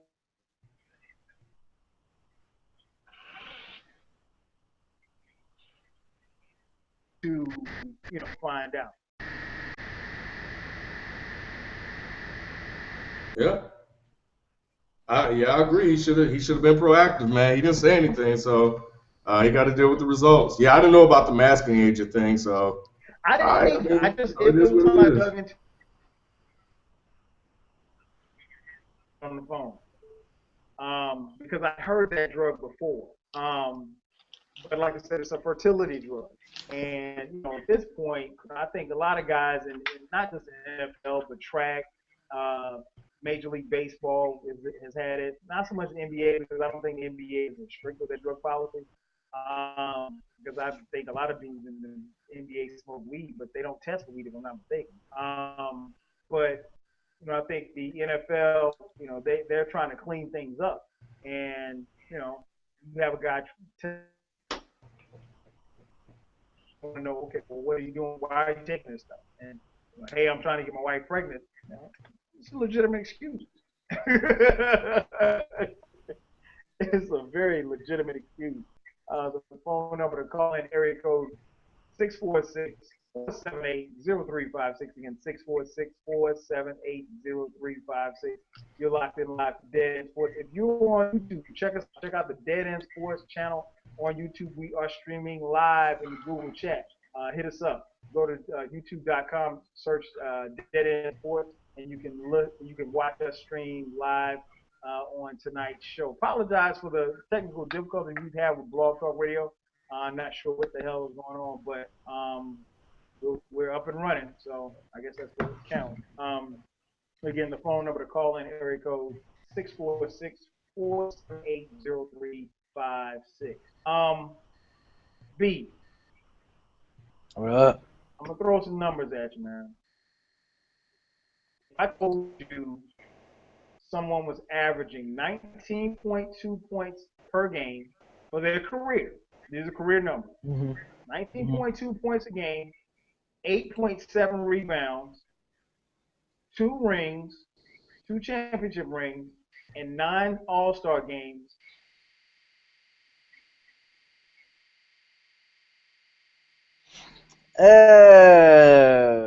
Or would you say it depends on who it is?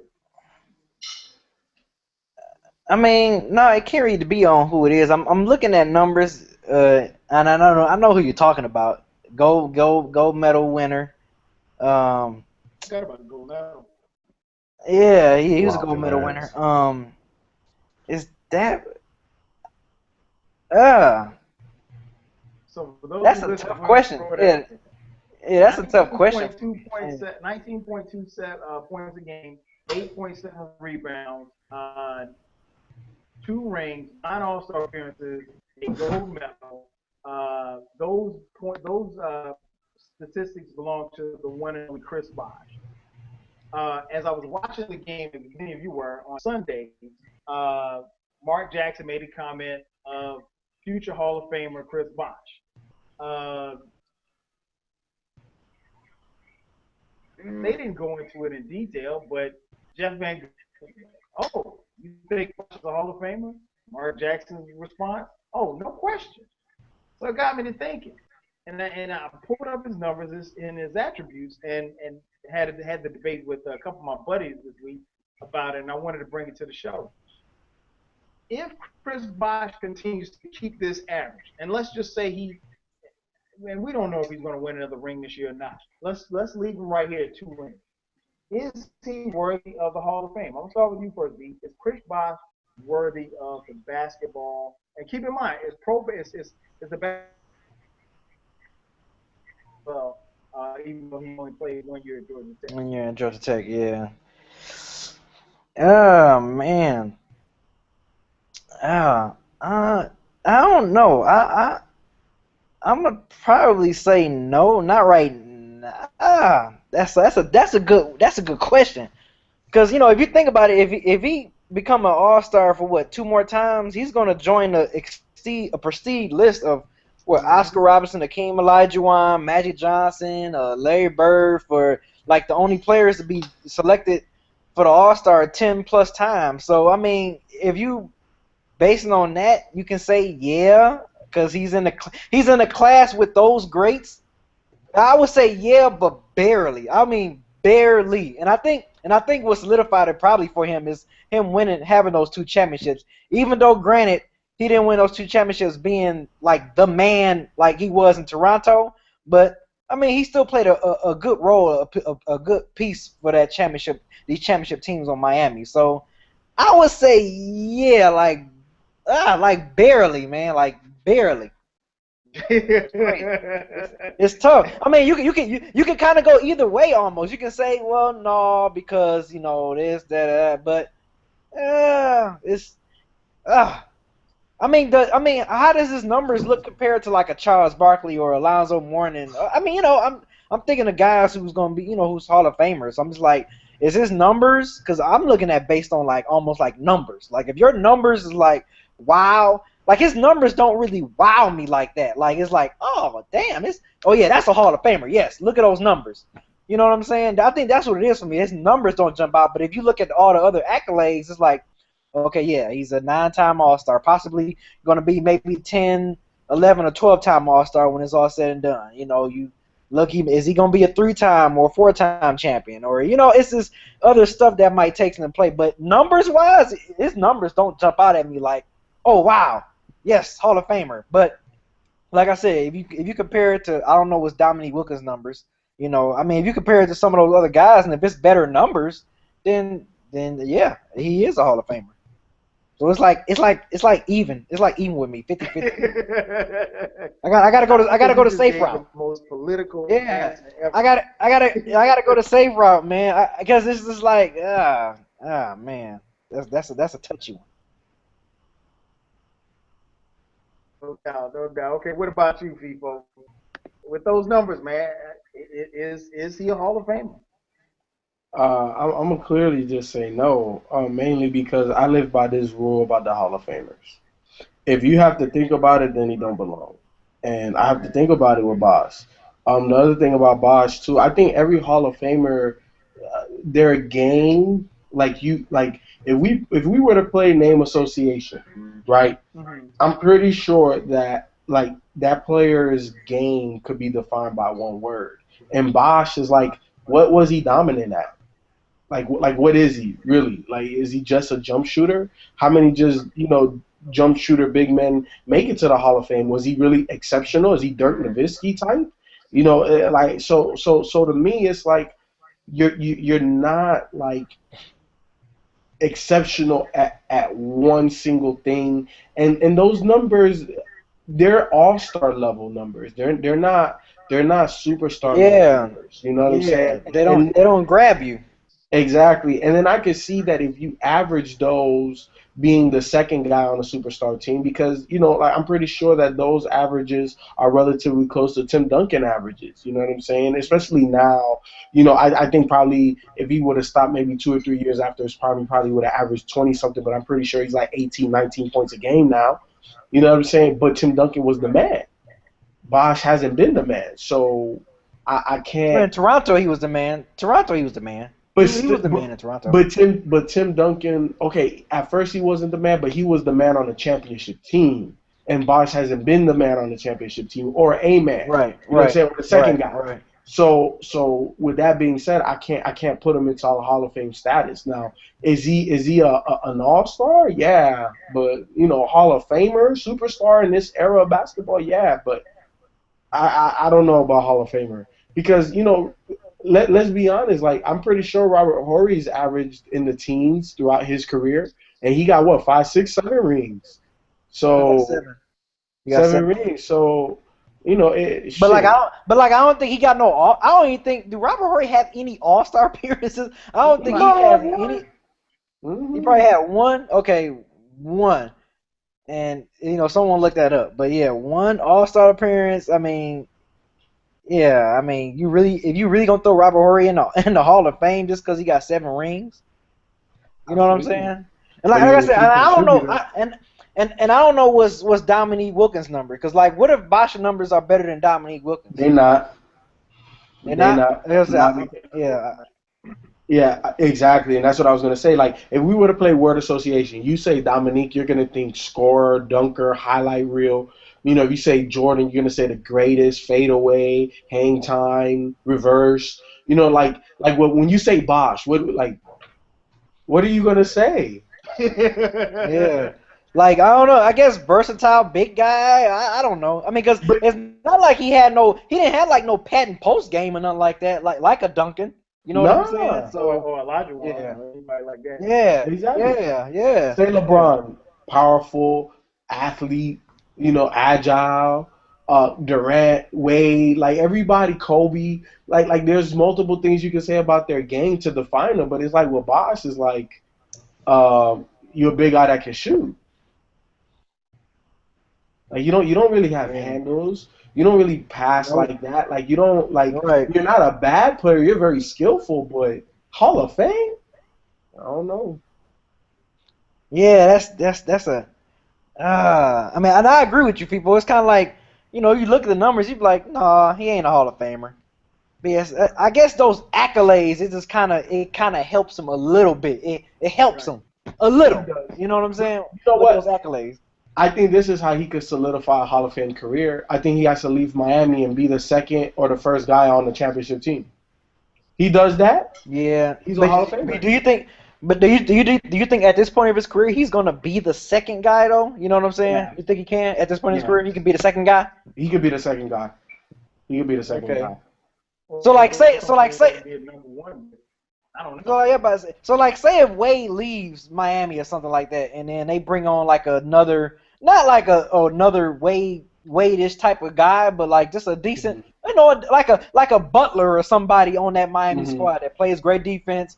And you think Bosh can handle that second guy role under LeBron? Yeah. Quite well. Or you think okay. Yeah. Ken, what's your take on it, man? Yeah, he's a Hall of Famer, man. Why y'all disrespecting Bosh? I knew Ken was gonna be like, yeah, man, yeah. Why you Hall of Famer, Ken? Man, I mean, you agree with Mark Jackson pretty much, like hell. I'm looking at what he did before he got to Miami. Those numbers, he took Toronto to the playoffs, and yeah, he didn't have the best record in the playoffs, but he has the numbers. His numbers diminished when he came to Miami, but that was to win championships, and he's won 2. Now,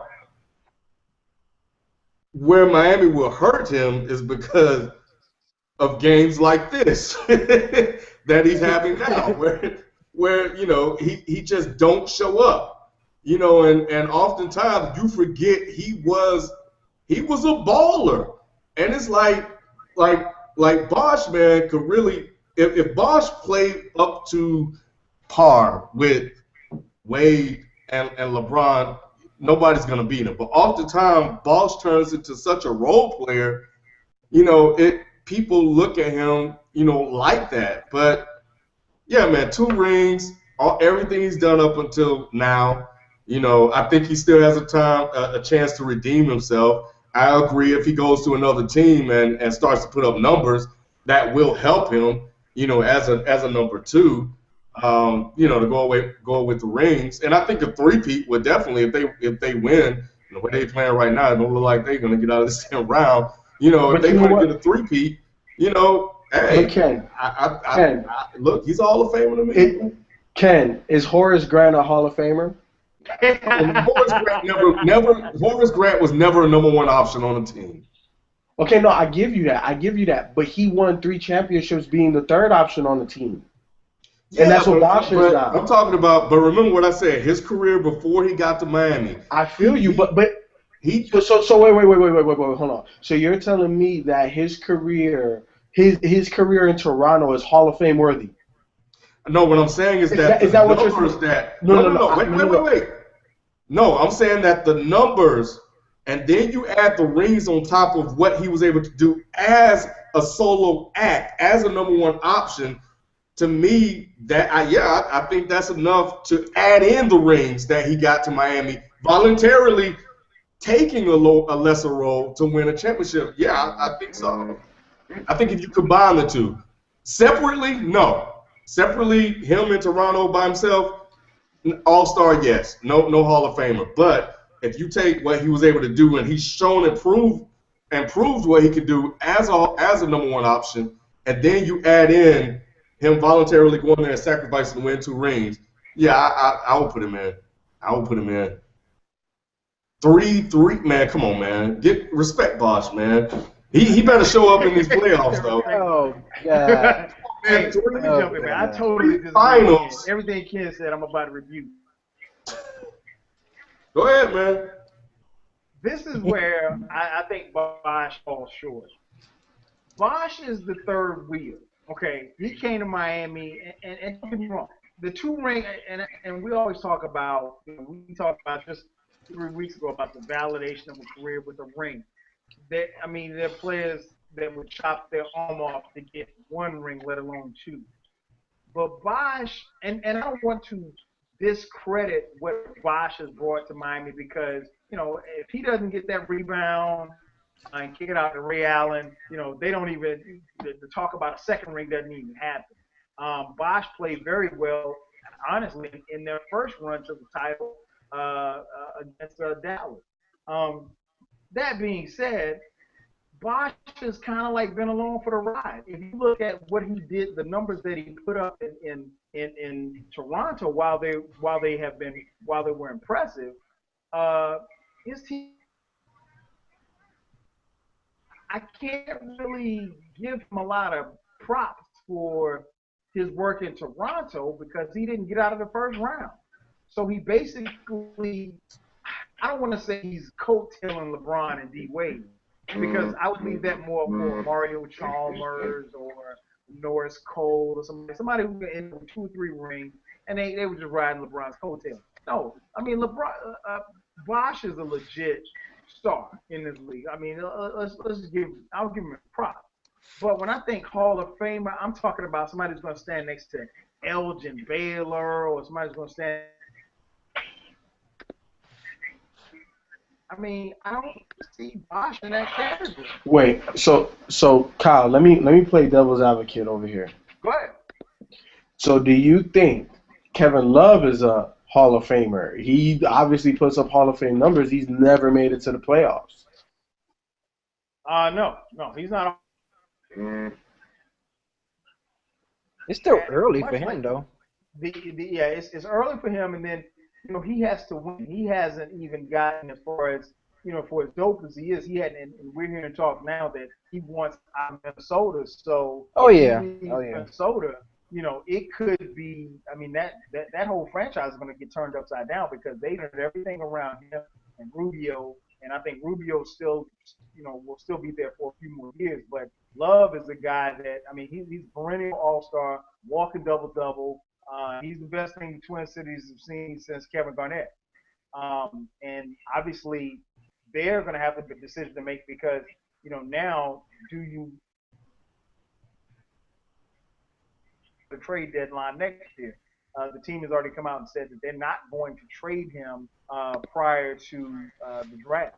So we'll see what happens. But that's what they say now. I don't think Kevin Love is a Hall of Fame. I think he has the capability. Just like Bosh has the capability, but until you can put, winning is definitely respect. But here, all right, I feel you. You got anything to add to it, Ken? Yeah, come on, man. He's not riding the coattails of LeBron James. Man, like you said, his first year in Toronto, they should have won that championship. LeBron James is the one that caused them to lose that first title. So he was a number 1 player, man. I think you got to give him that much. And that they didn't lose the series because of him. So and because in that first year, that's not riding the coattails. You know, he voluntarily decided to do this. You know, because he valued winning a championship. And I gotta respect that. He's proven that he can do it by himself. Now he said that for him, winning a ring is more important than what he can do as a solo act. So, you know, yeah, I think I think he's a Hall of Famer. Let me ask you guys this, and I have to look at the list. How many Hall of Famers are there without rings? Because it seems like we're putting a lot of onus on having a ring. There's a lot of There's them. more than a few. John, Right. So, John, well, yeah, John Stockton, Malone, I was almost about to say Dominique? Gary Payton. I forgot he got it. Yeah, Dominique. Carls? yeah. So great numbers, no championships. You know, I think he's up there. Bosh was a. So you ball. think so you think based on his numbers, he's I a think Hall of the Famer? numbers plus the ring. Oh. And that's provided that he continues to do what he's done up to this point. Right. You know, and obviously, a lot is going to happen. Oh, that's a foul. His hands came down. He watching the game out loud. He watching the game out loud. My bad, man. Last time I checked, Miami was up. Indy was up by 1. Is that the score now? Nah, it's tied 67 all. I was looking for a barn burner. Yeah, so I think, like I said, it's no knock on Bosh, man. And when I threw when the conversation came out, man, my boy, he swore up and down. I was hating on Bosh. I didn't like Bosh. I got nothing personal against Bosh. I think he's a good guy. From what I understand, people love Bosh as far as teammates and things of that nature. I'll say this, you know, if he knock wood, if he tore his ACL apart and he couldn't play another minute, you know, is he walking into Springfield tomorrow or 5 years from now or 10 years from now? I don't think so. I just don't. You know, he's in the discussion. Don't get me wrong. I don't want to sound like I'm playing him like he's terrible, because he's not. That being said, I don't know that he is. He's just not there. He's on the doorstep. But he's got a couple more steps to come up, and a lot's going to be determined what he does once this free agency ends with Miami. I mean, a lot of speculation is in the air. Obviously, I think Bosh would like to re-sign with Miami, but if he does, he's going to take less money, and LeBron is going to take less. For them to keep the three of them together, they'd have to take less.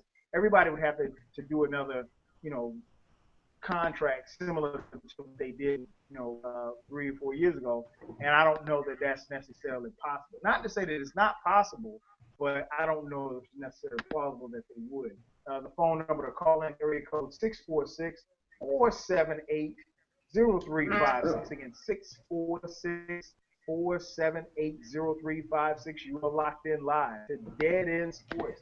I'm your host, Kyle, and I'm joined by my boys, B, and if people hit us up, 646-478-0356.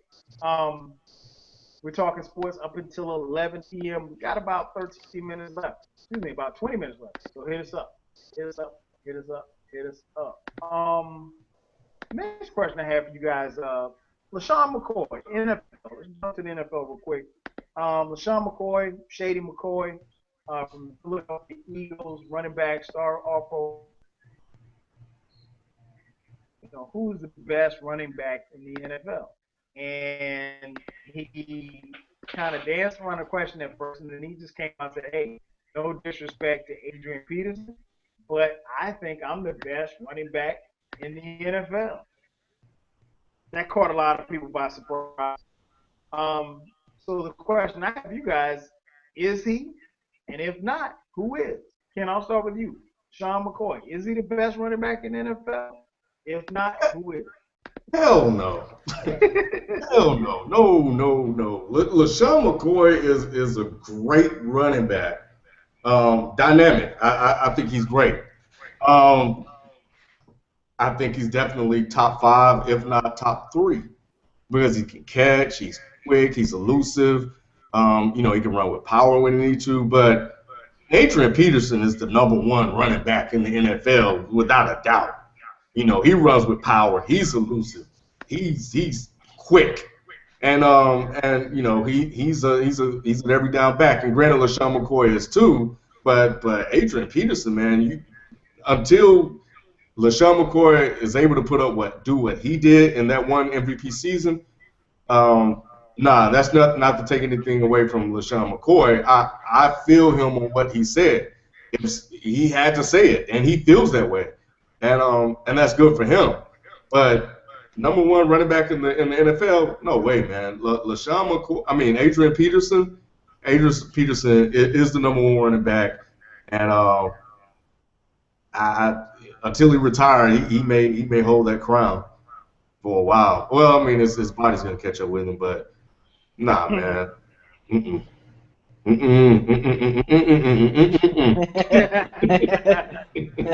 What about you, people, man?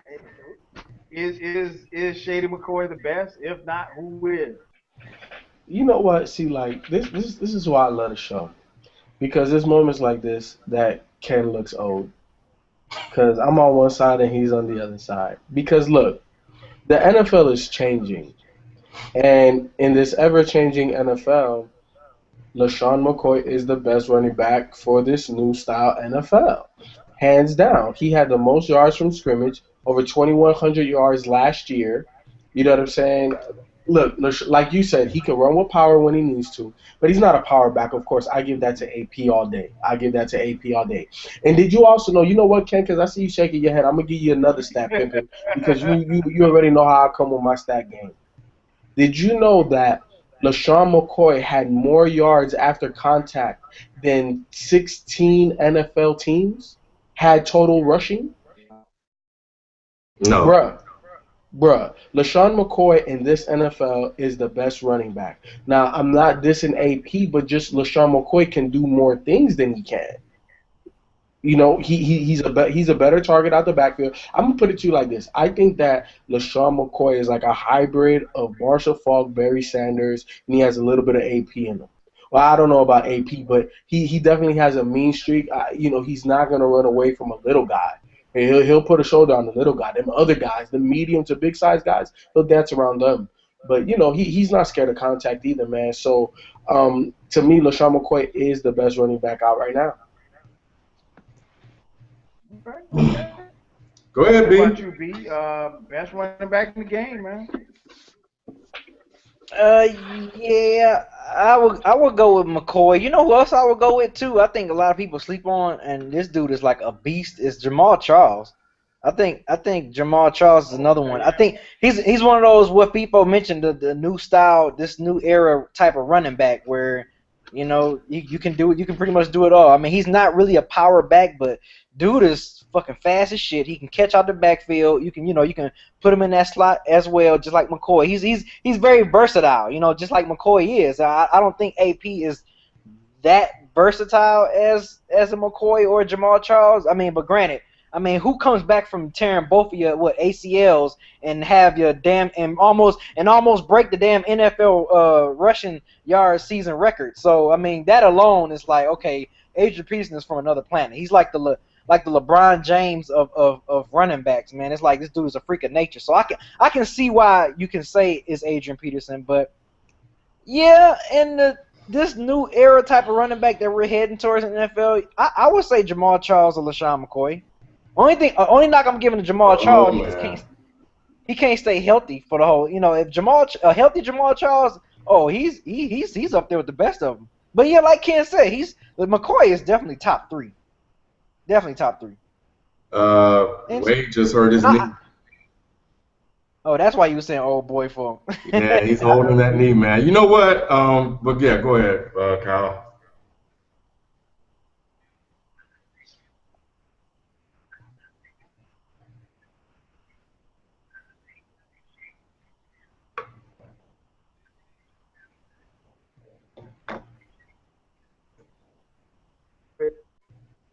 A couple more years.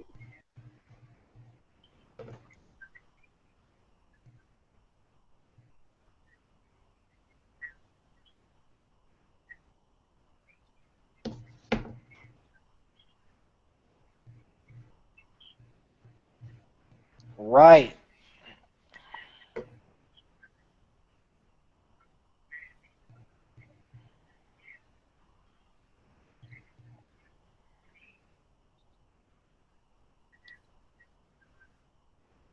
It's crazy. Yeah, it's crazy.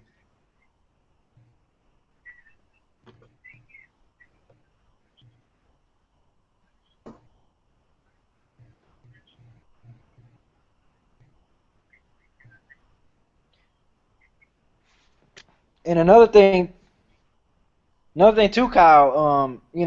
Another point you can make an argument for Adrian Peterson is that even when you don't got no quarterback, Adrian Peterson getting the ball, and he's still gonna run for about 200 plus yards that game. When you can put 8 or 9 in the box, and Adrian Peterson still you be like, damn, he rushed for 175. Like how? Like how he don't got no quarterback? Like it's like you would dare him, you would dare the quarterback to throw on you, and he's running, and he still rush crazy on you. I think that's like insane.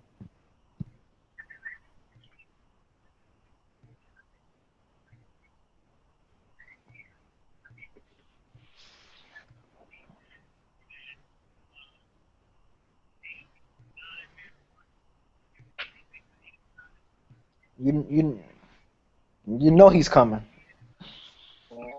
Um, it's when they know when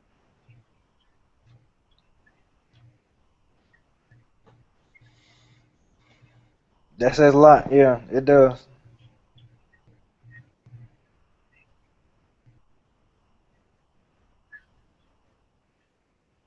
they're not as predictable. They're not necessarily running the ball every play. I mean,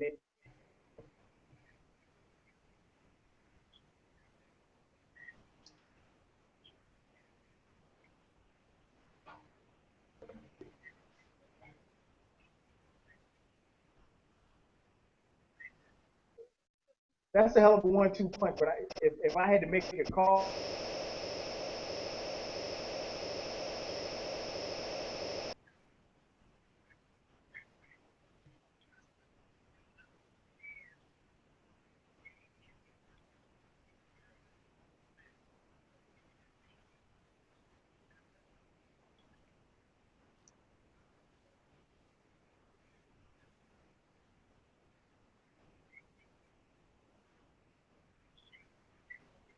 Yeah, yeah, he's so dynamic, man. He's so dynamic. Mhm.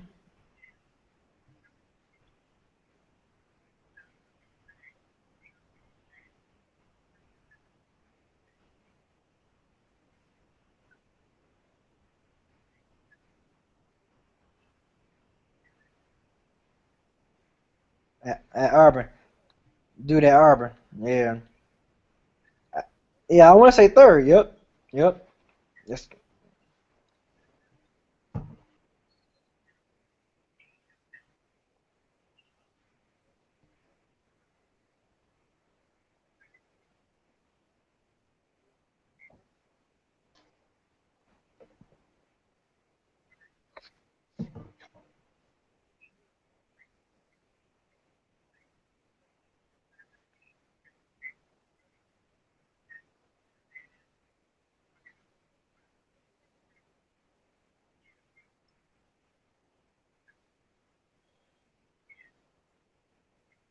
they next question I had, man. Jumping back to the NBA, you talk about injured players. Kim mentioned that D Wade got injured a few minutes ago. Another player coming off an injury, man. Kobe Bryant, Kobe Bean Bryant. Um, just signed a huge deal coming into the season this year. Will be back next year. From what I understand, if no setbacks, he will be ready for training camp and ready to go. So I can ask you, Ken, where do you think Kobe's going to be next year as far as as far as his health? And if you had to put a point total on him, how much you think Kobe's going to average next year? I think he'll still put up anywhere from 22 to 25 a game. I think he'll probably be one of the only options on that team. So and I think that'll force him to score the ball. scores. So yeah, anywhere from 22 to oh, that's a what? I'm sorry, oh, my bad. I'm watching the game out loud. He just flat out pushed LeBron in the back, man. Come on. Anyway, that's playoff basketball. Back to the game. Question. Yeah. Anyway, so 22-25. I think Kobe will kind of be back. He's gonna have that. He's gonna have. I think they just ejected him, David West, or he's hurt. Anyway, he's gonna have that. That kind of old man game. He'll be able to play because of his experience and playing in the league. But yeah, man, I think it'll work from 22 to 25. I think he's had plenty of time to recover in the off season, and I think he'll come back ready. He hasn't played in 2 years, so he's anxious to get out here and show he's still got it. True indeed, true indeed. What about you, B? Kobe Bryant, man, what do you think his point total is going to be next year? I think he gonna probably average like about 23. Hell, who on the Lakers? Who's on that squad besides Kobe coming back? Shit, I mean, cause he might average about 30 probably. I mean, if he don't really got no help, I mean, I was about to say 22, 23 a game, but shit, if they don't got nobody, shit, Kobe might be he might be averaging about 28, 29. I guess it just depends on what help he have on the squad, but. Yeah, I mean, realistically, I don't know how his knees gonna feel. He might not be 100%, so I can see him averaging about 23 a game, 23. About 6, 7 rebounds a game, about 3 assists or maybe 2 assists if it ain't nobody to pass to. But like I said, he might end up averaging damn near 30, depending on who he got. Because if he got Pau Gasol, and I think Nick Young said he wasn't playing with him, so I don't know. He might average 30 again on them bad knees. Playing with him? Yeah, I thought Nick Young, I thought Swaggy P was saying he didn't want to play with Kobe. Am I right about? If y'all heard about that? No, I didn't hear about that. Oh, okay. I could be wrong. I hadn't heard about that. Yeah. So hey, like I said, it could be 23 points a game or 28, 29 points a game. So. What about you, FIFO? Where's Kobe point total at next year? Honestly, I can't really give you a good guesstimate without seeing who else is going to be on that roster. Mainly because, like obviously we know Kobe can score pretty much with the best of them. I think even at an advanced age, but I think it's really going to depend on who else is on that roster with him. But I think 18, 19 is reasonable. Mainly because I think we're gonna start seeing Kobe be mortal. If anybody can defy that, it is Kobe. I'm not putting that past him. He might come out next year. He might just be the MVP. That is Kobe Bryant. He scored 81 points in a basketball game. So I'm not taking nothing away from him. But I really think. Coming back from the injuries and all of that, I think 18 to 19 is reasonable. I think he's going to be around 24, 25, and I think even though that's a dip from where he was, that's not a fall off. In my opinion, I think Kobe is going to be Kobe. I don't think Kobe. People just mentioned about him being mortal. I think that's what Kobe doesn't want to be. He wants to be everything but mortal. He wants to be, and I really couldn't, and I can't. Maybe you guys can help me. I'm not sure how long his extension is for. Is it for another 2 years or 3 years? Anybody know? 2 years. Okay, because I really can't see Kobe hanging around to be a guy, who's going to average, 4. I mean, that's just not, Kobe, he's just too competitive to be that guy to hang on. Now, whether or not he goes out like that or not, I don't know. But I see him being somebody who is going to, if he can't be at the top or near the top, he won't do it. He would much rather, I don't want to say shut it down, but he would much rather not do with it than to have that be a concern of his. It's gonna be interesting to see, man. From the rumblings I'm hearing that he's ready, that he's back, stronger than ever. They say he looks good. He's not experiencing any discomfort, that type of stuff. So you never know. I mean, you just never know. Kobe Bryant, man. One thing I learned is love him, hate him, or you're indifferent. No matter what, you can't deny what Kobe Bryant is capable of doing and what he brings to the table. Phone number to call in, area code 646-478-0356. Again, 646-478-0356. You're locked in live to Dead End Sports. I'm your host, Bob Kyle. Joined by my boys. You know from Dead End Hip Hop. Ken, B, people, hit us up. 646-478-0356. Gotta thank everybody for rocking with us tonight. We had some people in the chat room earlier. Just thanks for coming through. We tried something different with live stream on YouTube. Got people watching on there. Also, we know that the Eastern Conference playoffs is going on right now. So for anybody who took any time to sit down and listen to us and rock with us tonight, we definitely appreciate that. Thing I want to put you guys before we get out of here, the NFL, some former NFL players just filed a lawsuit against the NFL claiming that the NFL gave them painkillers to mask their injuries, and subsequently has made those players become addicted to pain pills. Former Super Bowl quarterback Jim McMahon said that he once played a broken neck. I mean, just horror story. Ken, what's your take on it, man? I mean, that's a sad story right there. Yeah, how did Jim and Man play with a broken neck? That's what I want to know. You know what, man? I think if you look at I do find it plausible. I could see, because football was, remember, one of those sports where you play hurt no matter what. You get on the field. So it wouldn't surprise me that they would do something like that to keep the game going, because people paid to watch the Stars. So yeah, man, I could totally see it, that they would have them out there by any means necessary on some Malcolm X shit. So so anyway, but yeah, man, it's a sad story. It shows how the league is very self-serving. And hopefully the league will do better to protect the players and not cause this to happen. Have you seen anything that makes you think that these NFL players won't be any different from Jim McMahon 15, 20 years from now?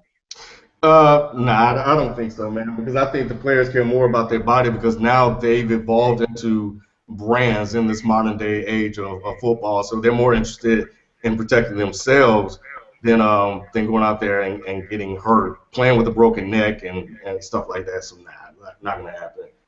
I don't know how you play with a broken neck. We got about 3 minutes left, man. Let's make it real quick. Time for the closing statements, man. I'll start it off. Closing statement takes me to 2018 Super Bowl. February is going to be in the brand new stadium for the Minnesota Vikings. So that means the Super Bowl will be lived and worked in Minneapolis 4 years ago. Love Minneapolis to death. That being said, you don't want to be in Minneapolis in February. I understand that anytime these new teams get a new stadium, Roger Goodell wants to throw them phone, let them host the Super Bowl. Not sure if Minneapolis place you want to be, but we'll see. Ken, what you got? You know what? For the first time in a long time, man, the Heat look old to me, man. And that comes with age. But they're I've heard people throughout the years say they're not as good as they were a couple of years ago, and I'm kind of seeing that, man. The youthfulness of Indiana is posing a lot of problems for the Heat. The Heat just can't get after it anymore, man. They're really playing and trying to win off just execution and experience. So, but that's all I had. That's all I got. 60 seconds. Go ahead, B. Detroit Tigers best record in MLB right now. Miggy is on fire now. He started off kind of slow. His batting has been crazy in the month of May. So go Tigers, 27-14. Let's keep it up. Go in September. What about you, people? Dan Gilbert, keep greasing them wheels, homie. Keep greasing them.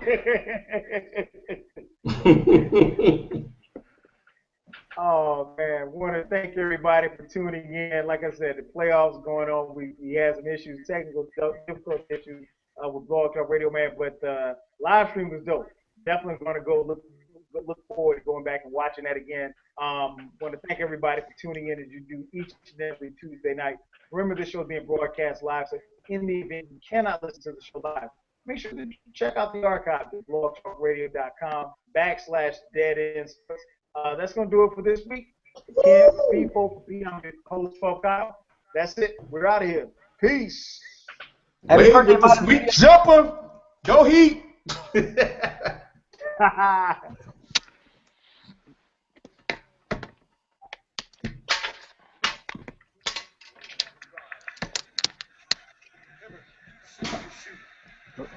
We still on this thing live, huh?